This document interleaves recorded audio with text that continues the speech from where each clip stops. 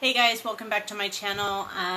We're going to get into something today that concerns Kim Kardashian a little bit. She's getting involved in the Corey Miller case. Now, if you don't know who that is, you might know him as C Murder.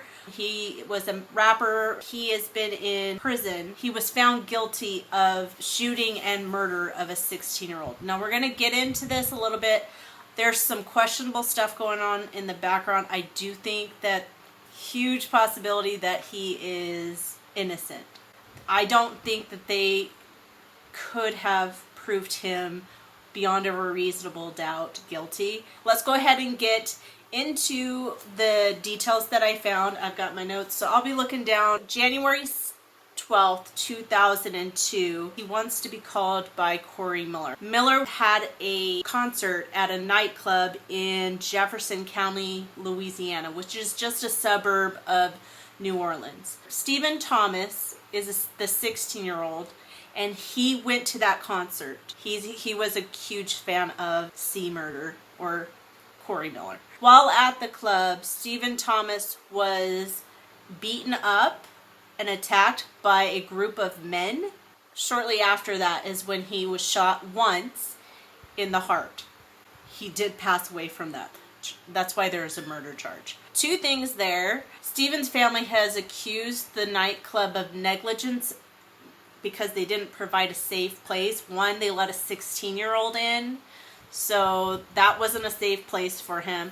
And two, they let a gun in on the premise. Those two things, I can't find anything about any type of case there, but I think that they should have pursued a case against the nightclub because they shouldn't have let him in and there shouldn't have been a gun there. I can't find anything about that kind of a case. Assume there was one, and if there was one, if you know, please leave in the comments, but I couldn't find one. And if there was one, I surely hope that they won. So in 2013, the first trial was set to go. Corey Miller was convicted of second-degree murder. He was convicted because the testimony in the trial, they had a couple of witnesses. Their key witness was Kenneth Jordan. He testifies that he saw Corey Miller shoot Stephen. Because of that testimony and him being the key witness, he was convicted. However, there's a big however,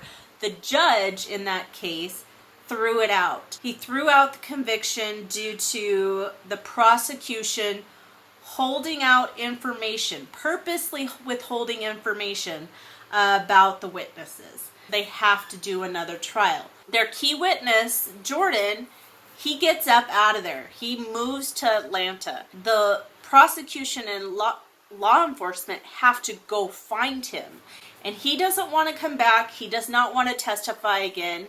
But they force him, and there's more to the story, but we'll get into that later. He tells them that he does not want to testify. They basically bully him and tell him that he has to testify, that his testimony from the first case was already on record, and so he had to. So they have to arrest him under the material witness warrant so that they can ensure that he'll even show up for the trial. That's how much he didn't want to be a part of this. Now, the second case goes to trial in 2009. That one, again, because their key witness is Jordan, he does get convicted. Now, about 2 years ago, Jordan comes out and he recants his testimony. This is where my mind gets blown.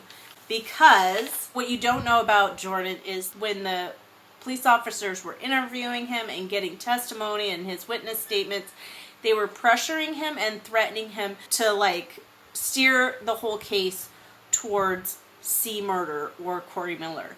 He doesn't want to do that, but they basically threaten him. So here's what they threatened him with. He had a girlfriend that he had a newborn baby with that had passed away. The baby did die under suspicious circumstances, which is what I think, triggered them to look at it further, or they probably wouldn't have noticed how old she was. But the mother was later convicted of manslaughter in that case. Once they looked at it, they were able to threaten him with, well, she was 16 when she gave birth, and in Louisiana, the age of consent is 17, so they threatened him with a felony and possible 10 years in jail. Plus then you have like the sex registry label and all that kind of stuff. Basically is threatened and pushed into a corner, and so he does what the cops ask him to do, which is give testimony in the first trial.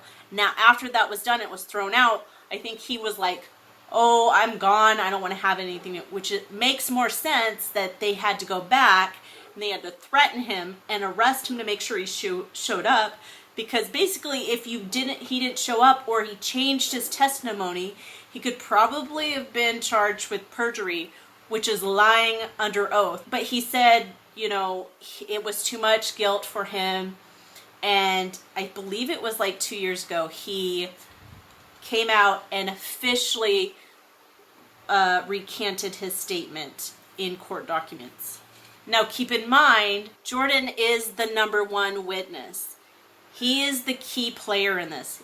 The only reason why he gets convicted in the second trial is because of his testimony. Without his testimony in there, they have nothing. When he recanted it, Corey Miller's attorneys are now sending it to whoever in the judicial system so that a judge can look at it. And it's been 2 years and it's in a judge's hands. He can call another trial. He can do a number of different things, but nothing has been done and he's still sitting in jail. And whether he did it or not, there's not enough evidence for that. The fact of the matter is the police officers, they knew that this witness said no, that's not what happened, and they pressured him into a testimony that was false. So my personal opinion, he needs to be let go. Without this witness, there's not enough evidence to go to trial. But he should be compensated for the time that he was in there, and he's been in there a long time. There is no reason that this man needs to still be in jail when we now know there is zero proof or not enough proof to even go to trial. So bare minimum, those are the things that I think that needs to happen. What do you think about this? I think there's an injustice here. Wrong is wrong. I don't care if you liked him, liked his life. There wasn't enough evidence to go to trial. And that's just the bottom line, because once that witness statement is recanted, there's not enough evidence. So I'm glad that Kim Kardashian is getting involved. She has a lot of high-priced lawyers that are willing to back her, and she looks like she's trying to do the right things and get things done. Because her platform's so big that it will raise awareness. And so I'm glad she is. It's a horrible case. It's a horrible injustice. Another thing that I think needs to happen is we need to find those officers and even the lawyers. If they knew that their witness was lying and they still put him on there, they all need to be charged. They all need to be charged and brought to justice, because a man lost years of his life. Children lost years with their father. I believe he has a wife, so she lost years with her husband. No. I think that they need to pay. When you put someone else's life in your hands like that and you try to play the system and you try to make up evidence, nope. They need to serve their time. They need to take theirs. So that's my thoughts on the story. Let me know what you think, and we'll see you in the next video.